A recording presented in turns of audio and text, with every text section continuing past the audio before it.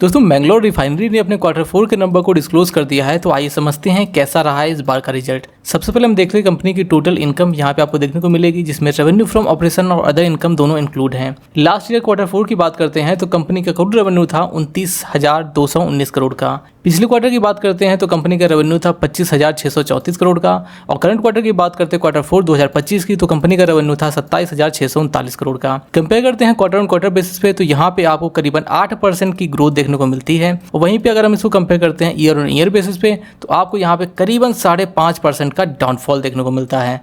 तो कंपनी के लिए यहाँ पे ईयर ऑन ईयर बेसिस पे ग्रोथ यहाँ पे निकालना थोड़ा सा मुश्किल लग रहा है। बाकी आगे बढ़ते यहाँ पे देख लेते कंपनी का टोटल एक्सपेंस किस हिसाब से रहा है। लास्ट ईयर कंपनी का कुल एक्सपेंस था 27,445 करोड़ Q4 में। पिछले क्वार्टर की बात करते हैं तो यहाँ पे कंपनी का एक्सपेंस था 25,164 करोड़ का, और लास्ट क्वार्टर 2025 का एक्सपेंस था 27,054 करोड़ का। तो यहाँ पे आपको एक्सपेंस में लास्ट ईयर Q4 से आपको सिमिलर सा यहाँ पे खर्चा देखने को मिलेगा। यहाँ पे सिर्फ 400 करोड़ के आसपास यहाँ पे सिर्फ थोड़ा सा कम है।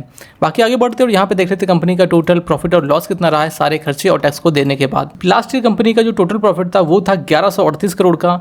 पिछले क्वार्टर में कंपनी का प्रॉफिट था 309 करोड़ का, और इस बार कंपनी का कुल मुनाफा 370 करोड़ का। अगर हम कंपेयर करते हैं क्वार्टर ऑन क्वार्टर बेसिस पे, तो यहाँ पे आपको 20% की ग्रोथ देखने को मिलती है। वहीं पे अगर हम इसको कंपेयर करते हैं ईयर ऑन ईयर बेसिस पे, तो आपको यहाँ पे करीबन 70% की यहाँ पे डाउनफॉल देखने को मिलता है। इसका मेजर रीजन आपको यहाँ पे देखने को मिलेगा प्रॉफिट और loss before share of profit and joint venture expenses. तो यहाँ पे आपको देखने को मिलेगा कंपनी ने पिछले क्वार्टर में यहाँ से सबसे ज्यादा रेवेन्यू क्रिएट किया था।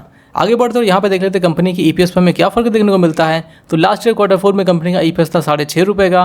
पिछले क्वार्टर में कंपनी का ईपीएस था 1.76 रुपये का, और इस बार कंपनी ने ईपीएस पोस्ट किया 2.11 का। तो अगर हम इसके ओवरऑल रिजल्ट की बात करते हैं तो आपको रेवेन्यू में भी करीबन 5.5% का डाउनफॉल देखने को मिलता है, और प्रॉफिट में तो आपको करीबन 70% का डाउनफॉल देखने को मिलता है। और इसके अलावा कंपनी ने किसी भी तरीके का डिविडेंड यहाँ पे अनाउंस करने से मना कर दिया है। तो बाकी आपको रिजल्ट कैसा लगा कमेंट करके हमें बताइए।